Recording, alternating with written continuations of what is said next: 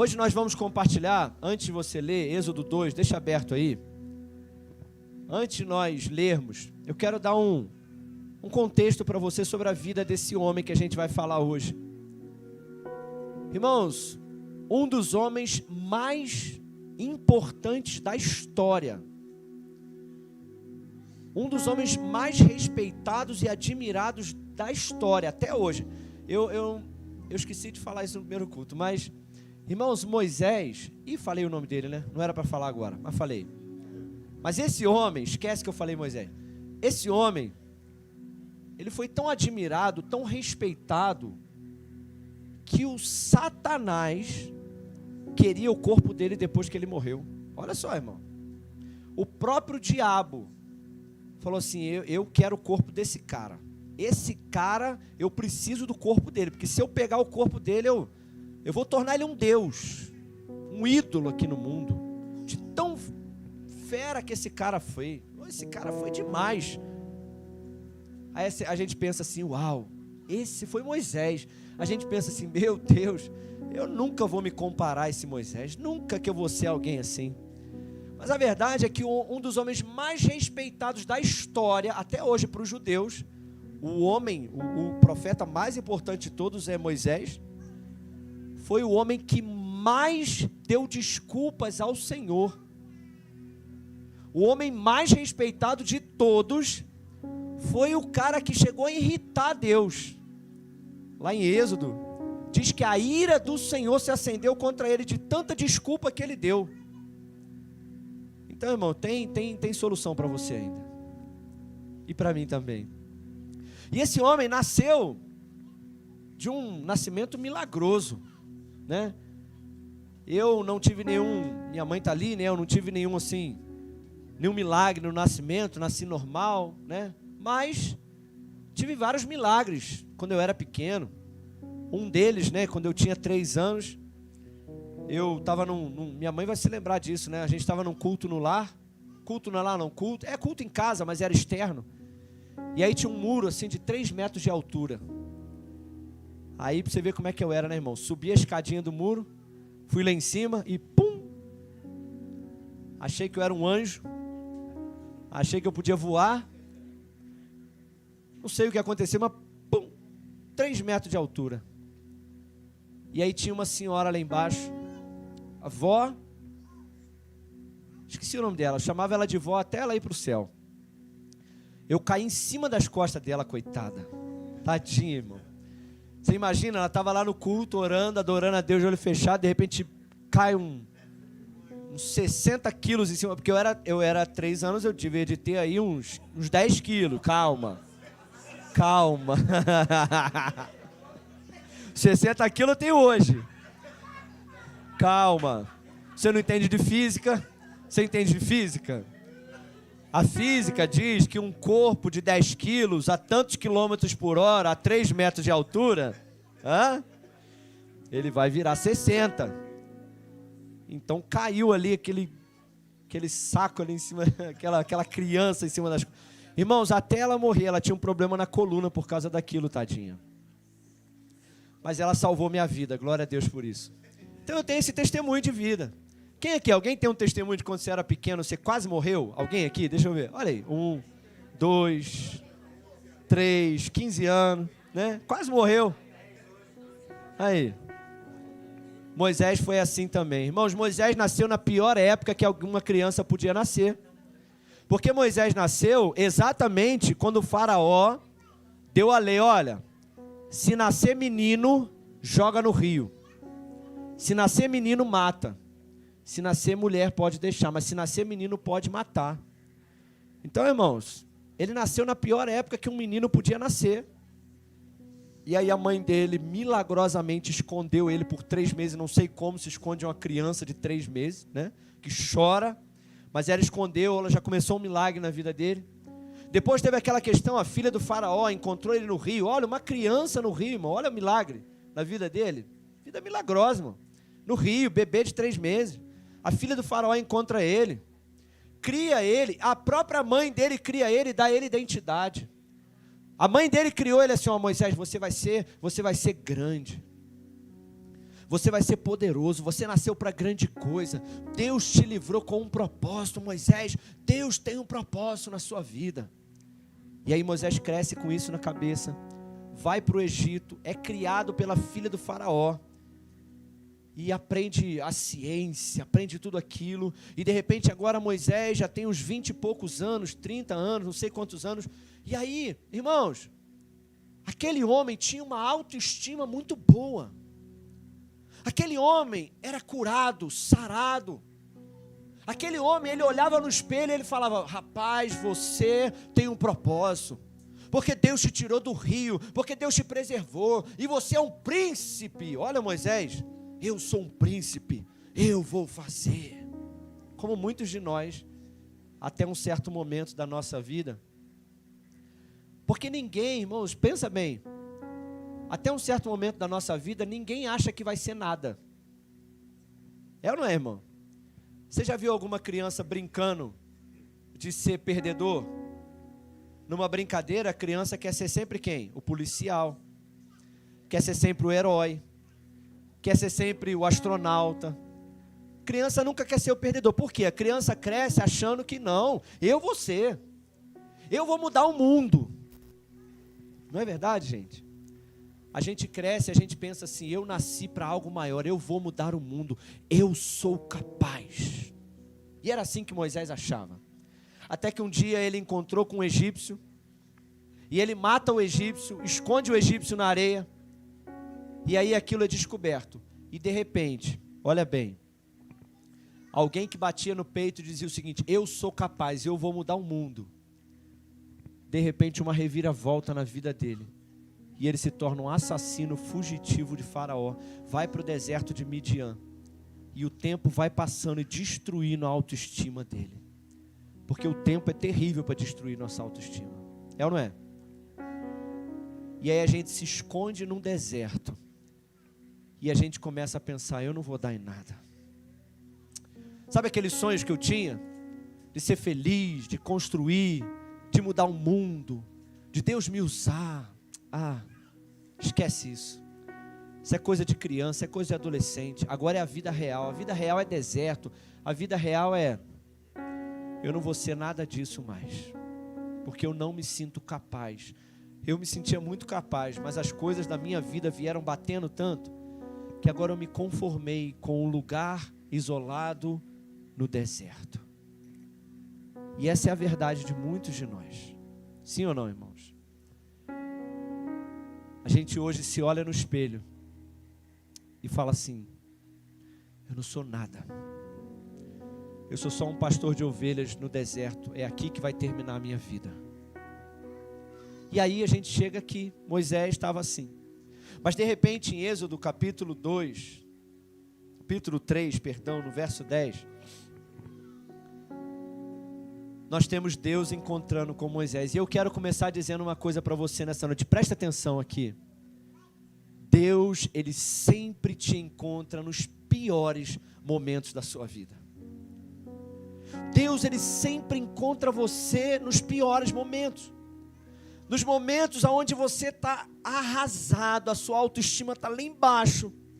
E quando você não se sente nada, você não sente que é capaz de mais nada na sua vida, e você se sente o pior, é nesse momento em que nós encontramos a maravilhosa graça do Senhor que nos encontra.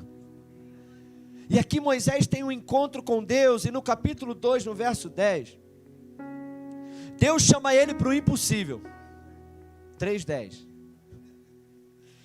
Deus chama ele, nessa noite o Senhor também te chama, e o Senhor diz para ele assim, olha, Moisés, vem agora, pois eu te enviarei a Faraó, para que você tire os meus filhos de Israel do Egito.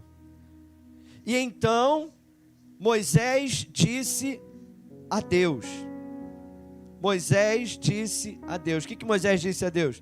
Senhor, quem sou eu? Quem sou eu, Senhor, para que eu vá ao Faraó e tire os filhos de Israel do Egito? Quem sou eu? Irmãos, olha a resposta desse homem. Deus chama ele. Deus fala com ele assim: Moisés, você tem 40 anos. Na verdade, 80. Tem alguém aqui que tem 80 anos? Fora a Vó Maria? Vó Maria já passou, né? Ninguém tem 80 anos? Então, glória a Deus, ainda tem esperança para você, amém? Deus encontrou Moisés aos 80. Você pensa assim: não, pastor, quando eu tinha 20, eu tinha esses sonhos aí de fazer grandes coisas e mudar o mundo, mas agora eu já tenho 60, já tenho 40, já tenho 20, agora eu já quero mais a vida real de pagar boleto, não quero nada grande mais, já nem acho que eu sou capaz de nada. Mas o Senhor encontra Moisés e fala assim: Moisés, eu estou te chamando para que você faça coisas que você nunca imaginou na sua vida. Eu quero que você faça o impossível. Eu quero que você vá e liberte o meu povo do Egito. E imediatamente a resposta de Moisés não foi bater no peito e falou: estou pronto, Deus, me manda. É para onde? A resposta de Deus foi a resposta de Moisés foi: quem sou eu, Senhor? Senhor, eu não sou capaz. E aqui a gente entra, meus irmãos, no poder da graça de Deus. Irmãos, nós sempre imaginamos que Deus está chamando pessoas fortes, pessoas capazes, pessoas que olham e falam: Senhor, sim, Senhor, me manda para onde for, que eu sou capaz. Eu bato no peito e eu vou, eu faço, eu aconteço. Irmão, se você acha que você é capaz, esse lugar não é para você. Se você se acha bom o suficiente, se você se acha capaz do chamado de Deus para a sua vida, se você entrou aqui e tudo na tua vida você se acha bom o suficiente para fazer, e você olha no espelho e fala: você é bom. Então, irmãos, eu sinto muito, você não está no ponto ainda. Porque o ponto de Deus, o ponto da graça de Deus, o ponto do encontro de Deus é exatamente quando você diz: Senhor, eu sou absolutamente incapaz de fazer aquilo que o Senhor está me pedindo para fazer. Eu vou te falar uma coisa, irmãos, essa igreja aqui não vai ser conhecida como a igreja dos talentosos, a igreja dos capazes, a igreja daqueles que batem no peito e dizem que são. Essa igreja aqui vai ser conhecida como aqueles que têm certeza que não são, aqueles que são reconhecidamente, absolutamente incapazes, mas vai ser a igreja conhecida pela graça abundante, a maravilhosa graça de Deus, que vai transformar a nossa vida e vai fazer coisas que nós nunca sonhamos, mas nós faremos porque Ele está conosco.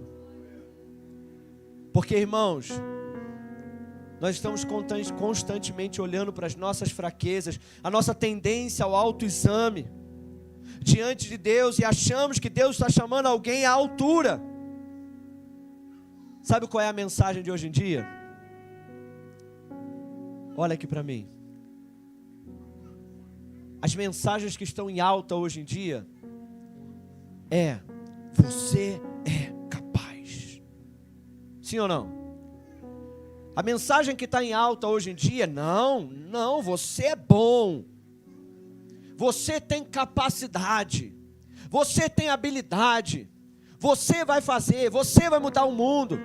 E aí você fala assim: não, eu não sou capaz. E as pessoas dizem: não, você é capaz. Se Moisés estivesse vivendo o dia de hoje, Moisés falasse: eu não sou capaz, de repente ia levantar um coach, ia falar assim: vou te vender um curso de 3 meses para você saber, você é capaz. Vou usar PNL, reprogramação mental, e você acreditar na sua capacidade. Glória a Deus, isso é uma bênção, mas essa não é a mensagem da graça. A mensagem da graça é Deus dizendo: você não é capaz, por isso eu te chamei. Você sabe o que Deus disse para ele? Êxodo capítulo 3, verso 12. Êxodo 3:12, Deus responde a fraqueza de Moisés, e Deus não diz assim: você é capaz. Moisés fala assim: Senhor, quem sou eu? Eu não sou capaz. A resposta de Deus é exatamente o ponto da graça de Deus.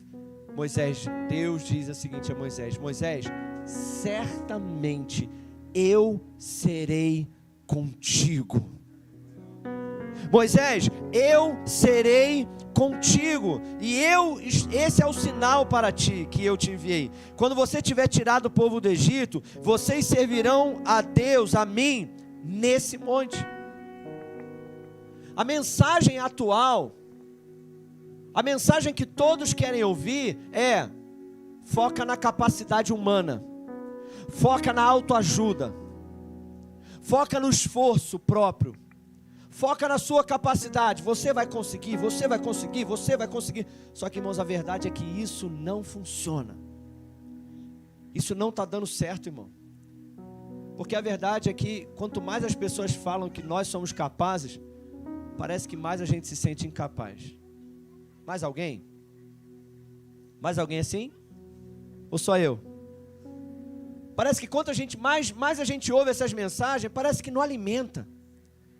Parece que não muda. De repente, não, é verdade, de repente uma mensagem motivacional dessa, a gente sai do culto assim: eu sou capaz, eu sou capaz, eu sou capaz. Aí acorda no outro dia: eu não sou capaz, eu não sou capaz. Veja que Deus não disse: Moisés, você é capaz, eu vejo potencial em você. Não, Deus disse: Moisés, é verdade. Rapaz, você é uma bagunça, cara. Rapaz, você não tem a menor condição de resolver nem os teus problemas, quem dirá libertar o povo do Egito. Mas sabe de uma coisa, Moisés? Eu irei com você. É sobre isso que você tem que confiar. Você tem que acordar de manhã e você não tem que olhar no espelho e dizer: vamos mudar isso, irmão, vamos ir contra o mundo. Vamos parar de olhar no espelho e dizer: eu sou capaz, eu sou bonito, sou forte, corajoso, eu vou vencer o mundo. Não. Vamos passar a acordar de manhã e olhar no espelho e falar assim: eu não sou capaz, mas certamente Ele irá comigo nesse dia. Eu não sou capaz, Senhor, eu não sou capaz, eu sou pior do que o Moisés ainda, Senhor. Eu quero dizer para o Senhor: eu não sou capaz, mas Senhor, eu estou me firmando, não na minha habilidade, não na minha sabedoria, não na força do meu braço, não na minha inteligência, não no meu conhecimento, não na minha faculdade, não nos meus contatos. Senhor, eu não estou me firmando na minha própria capacidade, mas eu quero me firmar na maravilhosa graça do Senhor, que me dá a certeza: o Senhor é que está comigo nas minhas fraquezas, certamente Ele está comigo. Diga para esse irmão que está do seu lado: não é sobre a tua capacidade, mas é sobre a certeza de que Ele estará contigo.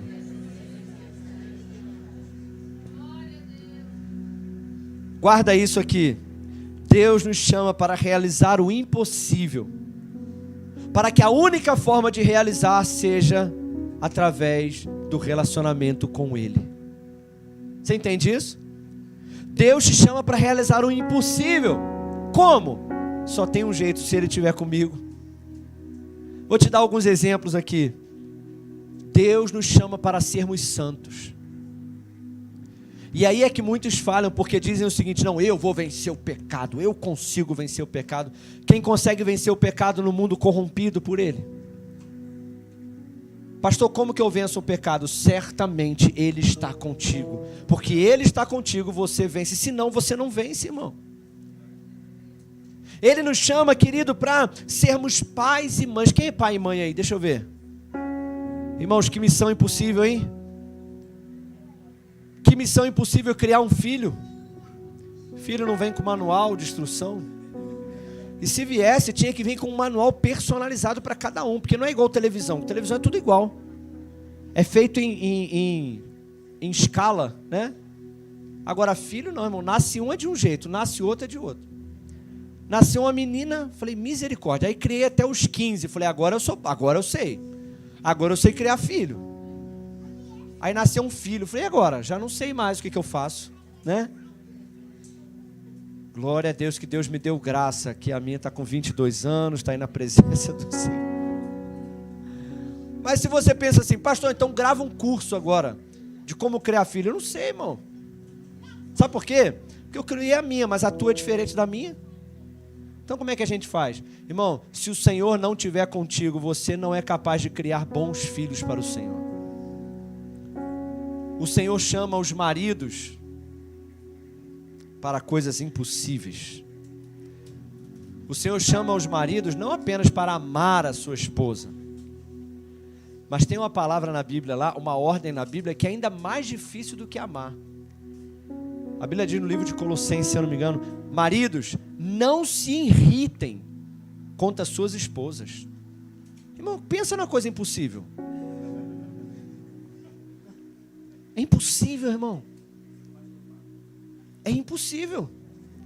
Pastor, mas e como é que eu vou seguir a Bíblia se a Bíblia diz? Irmão, Ele estará contigo, aleluia. Amém, irmãos? Como é que eu consigo, pastor, não me irritar com a minha esposa? Irmão, você tem que se relacionar com Ele. Todo dia que você acordar do lado da sua esposa, acorda e fala: Senhor, certamente o Senhor está comigo. Aleluia. Mas o Senhor também chama as esposas para amar, honrar, obedecer, se submeter ao seu marido. Que coisa difícil, hein, irmãs? Não, não é difícil, é impossível. Como as irmãs conseguem amar, honrar e se submeter aos seus maridos? Como? Certamente Ele tem que estar contigo, irmã. Ele tem que estar contigo. Porque se Ele não estiver contigo, você não é capaz de ser uma boa esposa. Quem concorda comigo? Ele nos chama a amar pessoas, a encorajar, a ensinar, pregar o Evangelho. Quem é que acha coisa fácil pregar o Evangelho na escola? Você acha? Quem acha impossível para você? Para você. Pregar o Evangelho na faculdade, pregar o Evangelho lá no teu trabalho. Quem acha coisa impossível ao homem? É impossível, irmão. Pastor, mas como que eu vou fazer isso? Você não é capaz, mas certamente o Espírito Santo está contigo. Ele te capacitará. Irmãos, Ele te chama para pregar, curar os enfermos. Ele te chama para expulsar demônios, Dani. Não, eu? Não, pastor, eu curar enfermo? Não, pastor. Deixa para o pastor Mário na live. O médico dos médicos vai operar. Deixa para ele. Não, irmão. Deus chama. Pastor, mas quem sou eu para curar enfermo, pastor? Eu mal consigo curar minha dor de cabeça quando eu estou. Quem concorda comigo? Quem aqui se acha capaz de curar o enfermo? Ninguém, irmão. Mas então, pastor, por que Ele me chamou para curar o enfermo? Porque Ele disse: eu estarei com você todos os dias da sua vida. Ele te chama para fazer coisas maiores do que Ele já fez. Como assim, Rafael? Eu, um comedor de angu, hein, irmã Tereza? Né? Irmã Tereza, eu mal sei fazer um ovo. Estou falando. Eu sei fazer miojo, mas não como. Então não conta, porque eu não gosto. A única coisa que eu faço em casa, Marquinhos, é ovo mexido. Todo dia de manhã um ovo mexido, para manter essa forma, né, irmão? Irmão, é a única coisa que eu sei fazer. Aí Deus pega um cara que mal sabe fazer um ovo mexido e fala assim: João, você fará coisas maiores do que eu. Eu falei: não, que isso, Senhor? Quem sou eu? Ele fala: você não é, mas eu estarei contigo. E porque eu estarei contigo, você vai fazer coisas maiores do que eu fiz. Ele nos chama até para ressuscitar mortos. Ele disse isso. Irmão, sem Ele é impossível fazer nada. Por isso João capítulo 14, verso 4 diz: eu sou a videira, vocês são o ramo. Sem mim nada podeis. Sem mim nada podeis. Então, irmãos, para de olhar para você. Para de olhar e olhar para a tua fraqueza. Para de olhar para aquilo que você não é. Para de olhar para aquilo que você não consegue. Porque é verdade, você não consegue. E comece a orar constantemente para o Senhor e dizer: Senhor, eu realmente não consigo, mas o Senhor está comigo hoje, o Senhor está comigo amanhã, o Senhor está comigo na dificuldade, o Senhor está comigo em cada luta da minha vida, e porque o Senhor está comigo, eu irei e farei aquilo que o Senhor está me pedindo. Porque não tem a ver comigo, Senhor, tem tudo a ver com a Tua graça sobre a minha vida. O Teu favor imerecido me capacita para ser quem o Senhor me chamou para ser. Diga para esse irmão que está do seu lado: meu irmão, não tem nada a ver com você. O chamado de Deus será sempre maior do que a sua capacidade.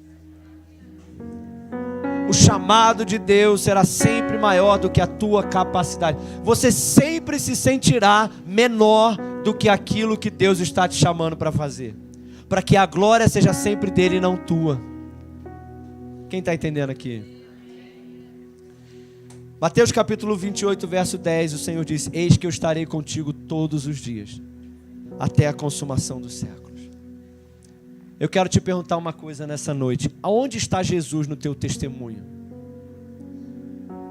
Nós estamos começando essa série falando disso, sabe por quê, irmãos? Porque eu quero começar a estabelecer esse fundamento no seu coração. Você sabe por que nós estamos tão desanimados, cansados, sobrecarregados? Porque nós estamos sempre tentando ser alguma coisa. Nós estamos sempre tentando ser um crente melhor. Estamos sempre tentando ser alguém melhor. A gente está sempre tentando melhorar. E Deus está dizendo para você assim: você nunca será capaz. Eu é que estou contigo. Então foca em mim. Coloca o teu foco constantemente na minha presença. Irmãos, é por isso que eu te falei que eu tenho debruçado sobre isso. E os meus pensamentos têm estado constantemente no Senhor. Toda vez que eu começo a fazer aquele autoexame e aquele sentimento de, como é que é? Introspecção. Quem conhece introspecção? Você fica introspectivo e começa a analisar a sua vida, o que você não é, o que você não pode, o que você não consegue. Toda vez que eu me pego assim agora, eu olho para Jesus. Jesus, o Senhor é. O Senhor pode, o Senhor é capaz. Eu olho para o Senhor está comigo. E é sobre essa presença que eu tenho caminhado na minha vida. Aonde está Jesus no teu testemunho? Escuta uma coisa que eu vou te falar. Me preocupa duas coisas nos testemunhos. Uma vez o Júnior compartilhou isso comigo e é verdade. Me preocupa que muitas pessoas, quando contam o seu testemunho, eles contam com um ar, parece até de orgulho. Já viu gente contando o seu testemunho assim? Rapaz, tu tinha que ter me conhecido antes, rapaz. Rapaz, eu era brabo. Eu bebia, eu fumava, eu cheirava, eu fazia, eu acontecia. Eu era conhecido como o pior do bairro. Já viu aqueles testemunhos do bruxo, né? Que sempre tem o bruxo pior, né? Do testemunho, já viu aquela coisa assim, né? Não, eu era o bruxo mais poderoso do Brasil. Não, era eu que não sei. E tem gente que sempre tem um testemunho pior. Não, eu bebia de cair. Aí parece que tem um... Né, Júnior? Né? A gente já conversou sobre isso, né? Parece que a pessoa conta até com um certo orgulho. E isso me preocupa. Porque uma coisa é contar o seu testemunho, outra coisa é contar com alegria. Porque quando você conta o seu testemunho do passado, você tem que contar com vergonha, tristeza e arrependimento. Porque você tem que saber que o seu testemunho anterior, ele ofendeu a Deus de tal forma que não tinha nenhum orgulho naquilo que você viveu antes. Então você não tem que ficar falando toda hora do seu testemunho, mas se for necessário, conte, mas conte entre os dentes, com lágrima nos olhos. E outra coisa que me preocupa é gente que conta o seu testemunho assim, ó. Olha, eu era da pá virada, mas agora eu estou melhorando. E eu sou assim meio pá virada. Eu estou bem melhor. Eu estou me tornando uma pessoa melhor. Rapaz, você não me conheceu no mundo aí, irmão. Eu batia, eu acontecia, eu fazia. Agora eu sou meio violento. Só bato se me irritar muito. Mas olha, eu estou bem melhor. A cada reunião que a gente faz aqui, eu estou melhorando. Aquilo parece uma reunião do AA, irmão. Não, tem vezes que as pessoas se reúnem num grupo assim, parece uma reunião dos pecadores anônimos. Nós estamos melhorando, nós estamos nos tornando pessoas melhores. Que nada, irmão. Se esse é teu testemunho, irmão, esquece, daqui a pouco você vai desviar de novo. Agora, o testemunho verdadeiro é o seguinte, irmão: antes de Jesus, eu não era nada, eu não era ninguém, eu não tinha nada, eu era terrível, mas Jesus entrou na minha vida, Jesus mudou a minha história, Jesus tem me mudado a cada dia, Jesus na minha vida, e sem Ele eu sou pior do que eu era antes. O testemunho de Moisés não era eu melhorei, o testemunho de Moisés era Deus entrou na minha história, rapaz, Deus me levou para o Egito, Deus me fez falar com o faraó, Deus com mão forte e poderosa me tirou de lá, Deus fez eu abrir é tudo Deus na minha vida, não tem nada de mim. O nosso testemunho tem que ser Jesus, Jesus, Jesus e a sua graça em nossas vidas. Pergunta para esse irmão: onde é que está Jesus no teu testemunho, irmão? Para com esse negócio de eu estou me tornando uma pessoa melhor. Aqui não é lugar de se tornar pessoa melhor. Aqui é lugar de morrer e viver pela graça de Deus. E eu quero ler esse texto com você. Abra sua Bíblia comigo em 2 Coríntios capítulo 12. Nós não estamos melhorando. É Jesus que está cada dia se manifestando nas nossas vidas. Eu não estou me tornando uma pessoa melhor. Eu estou, na verdade, me tornando mais parecido com Jesus. Sim ou não, irmãos? O alvo não é se tornar uma pessoa melhor, Tiago. O alvo, Júnior, não é se tornar uma pessoa melhor. É se tornar parecido com Jesus. 2 Coríntios 12, 9 diz assim. O apóstolo Paulo diz: mas então o Senhor me disse: a minha graça é suficiente para você, pois o meu poder se aperfeiçoa meu poder se aperfeiçoa na força não, irmão. Naqueles que têm autoestima, não. Naqueles que se acham bons, naqueles que se acham capazes, não. A maravilhosa graça, ela se aperfeiçoa na tua fraqueza. Tem um celular tocando aí. Se não for Jesus, não atende agora não, hein? Portanto, eu me gloriarei ainda mais alegremente nas minhas. Tem gente que só sabe falar das suas qualidades, né? Das suas conquistas, das suas. Mas Paulo falou: eu me alegrarei e me gloriarei nas minhas fraquezas. Sabe por quê? Para que o poder de Cristo repouse sobre mim. O poder de Cristo não repousa sobre os fortes.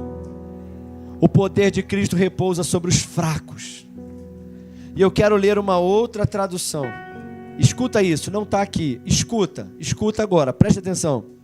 A tradução da Bíblia Viva diz assim: cada vez que eu orei, o Senhor me disse: não. Mas eu estou com você, e isso é tudo que você precisa. O meu poder se revela melhor nos fracos. E agora então eu me sinto feliz em me gloriar de ser fraco. Eu estou feliz em ser uma demonstração viva do poder de Cristo, em vez de me alardear do meu próprio poder e os meus talentos. O Senhor está comigo, e aonde eu estou fraco, e quanto mais eu me sinto incapaz, mais o poder do Senhor se manifesta na minha vida, e o poder de Cristo repousa sobre mim. E quanto mais eu me sinto fraco, mais forte eu sou, porque a graça do Senhor, ela repousa melhor sobre os fracos. Que nós sejamos uma igreja que se gloria nas suas fraquezas, que nós sejamos a igreja dos fracos, mas que o poder de Deus repouse sobre nós, e cada dia mais e mais e mais e mais e mais, e nós vamos colocar os nossos olhos nele, e o nosso foco não vai estar nem nas minhas fraquezas, nem muito menos nos meus talentos. Nem naquilo que eu sou ruim, nem naquilo que eu sou bom. Em tudo na minha vida, no que eu sou ruim e no que eu sou bom, eu quero glorificar a Jesus e dar a Ele a glória e o louvor sempre na minha vida. Tudo que acontecer de ruim, eu vou olhar e falar: Jesus, o Senhor está comigo. Mas tudo que acontecer de bom, eu vou falar: Jesus, é porque o Senhor está comigo e por isso eu te louvo. O meu foco não está em mim, nunca, jamais. Eu não quero ficar pensando em mim mesmo. Eu quero pensar, meditar, refletir, contemplar a tua glória, a tua força, a tua grandeza, o teu poder, a tua maravilhosa graça. Sem o Senhor eu não consigo e não sou nada, mas o Senhor é em mim. Se coloca de pé no seu lugar. O Evangelho da graça é Cristo em nós. O Evangelho da graça não é sobre homens habilidosos e talentosos.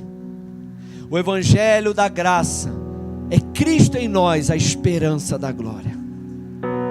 A graça não é sobre nós, é sobre Ele estar conosco. Então tire foco de você e coloque o foco em Jesus. Quanto mais nós pensamos em nós e olhamos para nós mesmos, mais deprimidos, fracos e decepcionados ficamos. Mas quanto mais olhamos para Cristo, mais fortalecidos e encorajados ficamos. Maravilhosa graça, Ele está comigo. Feche os seus olhos. Feche os seus olhos e diga assim comigo: maravilhosa graça, eu não sou capaz, nunca serei capaz, mas Ele está comigo. Nós vamos decorar um versículo esse mês. Todos os domingos nós vamos repetir ele e nós vamos decorar juntos esse versículo, Efésios 2:8. E eu quero que você repita ele comigo.